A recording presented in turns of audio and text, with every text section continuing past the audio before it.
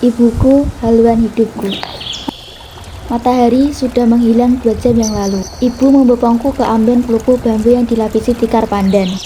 Diletakkannya kepalaku di atas bantal bersarung kain baju putih yang sudah kecoklatan karena usia. Diselimutinya aku dengan kain jarit sidomukti coklat yang sudah usang. Lampu teplok remang-remang menerangi bilik anyaman bambu berukuran 2 kali 3 meter persegi. Ayo bubuk, sayang, besok bangun pagi-pagi, sholat subuh, lalu bantu ibu masak atau bantu ayah menangkap ikan.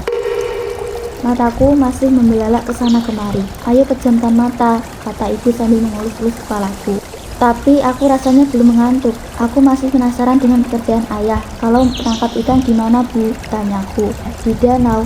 Danau itu apa, Bu? Seperti kolam tapi sangat luas dan banyak ikannya. Yang buat danau siapa, Bu? Tanyaku penasaran. Menurut cerita dari kakek nenek zaman dulu ketika ada seorang petani yang sangat rajin bekerja, ia hidup sebatang kara. Setiap hari ia bekerja menggarap ladang dan mencari ikan dengan tidak mengenal lelah. Pada suatu hari petani tersebut pergi ke sungai di dekat tempat tinggalnya. Ia bermaksud memancing ikan untuk laut. Setelah sekian lama menunggu, akhirnya petani itu berhasil mendapat ikan.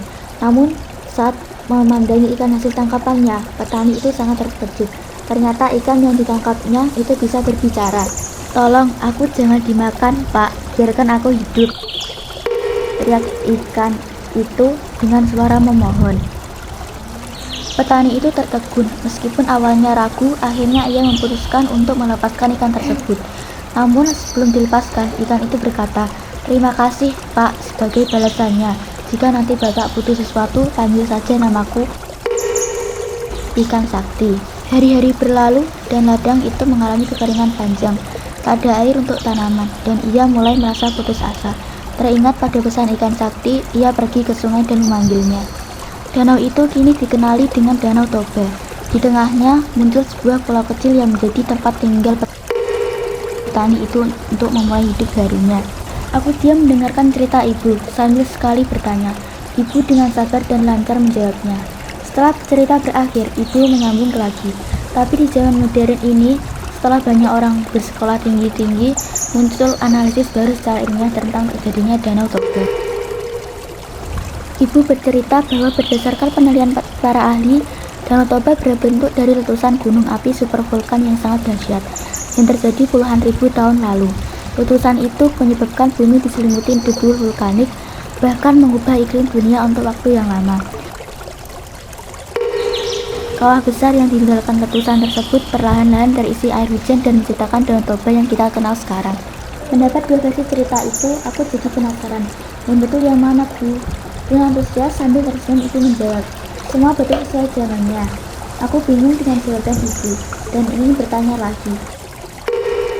Tapi ibu segera menyambung, ibu sudah ngantuk sayang, ayo tidur, besok ibu cerita lagi. Aku pejamkan mata, tapi susah tidur. Ada pertanyaan yang menggelayut di pikiranku, tapi kulihat ibu sudah tidur. Aku pejamkan lagi mataku dan tahu-tahu ayam berkokok.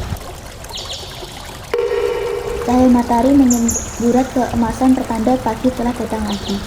Hingga kini kekagumanku pada ibu tak pernah pudar. Betapa beliau yang hanya lulusan SD ternyata luar biasa. Kesabarannya, kecerdasannya mengagumkan. Pada hari ini, malam menjelang pelantikanku sebagai profesor atau guru besar geologi, aku tulis di buku harianku.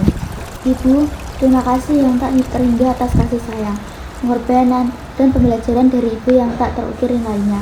Ibu, besok pagi akan kupeluk dan kubopong engkau di punggung kehormatan pengukuhan sebagai guru besar.